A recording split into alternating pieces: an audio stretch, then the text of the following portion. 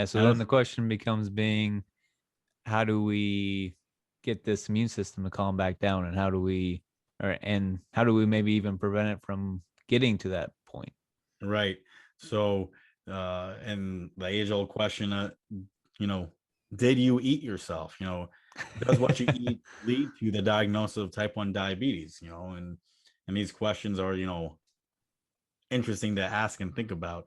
Um, so yeah, what you eat affects your gut, affects your immune system, and therefore possibly diabetes. You know, there isn't like, we're not saying that you can eat your way out of diabetes. We're not saying sugar is the reason why you're type 1 diabetic in this mechanism of type 1 diabetes. But man, all the data does suggest that what you eat affects your gut and that affects your immune system.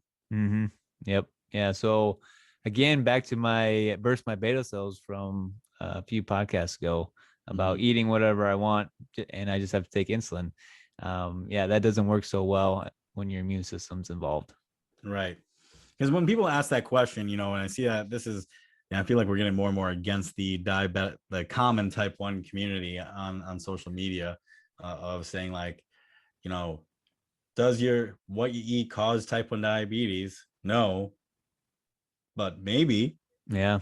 You know, and obviously that phrase is, like I said, relevant to how much sugar someone, like, that's what people think, Yeah. but it's way more complicated than that. And you know, to your beta cells, reminiscing on that, it's, you know, can you eat it, or should you eat it, or you Yeah. know, is it possible or is it not possible? You know, it's out there, you know, and because of the data that's out there. And I want to remind everyone who's been sticking around to this episode, the article we discussed, you know, for 10, 15, 20 minutes was the Diabetes Journal from the American Diabetes Association. Mm-hmm. Like this, and I don't know why it's not talked about enough in hospitals and dietitians, diabetes educators. Maybe it is, that's not our profession. You know, maybe diabetes educators these days are talking about leaky gut. You know, that'd be awesome if they were. When we were diagnosed, they weren't talking about it. Oh no.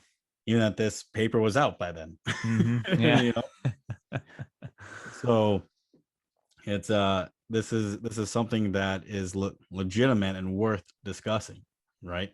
Mm-hmm.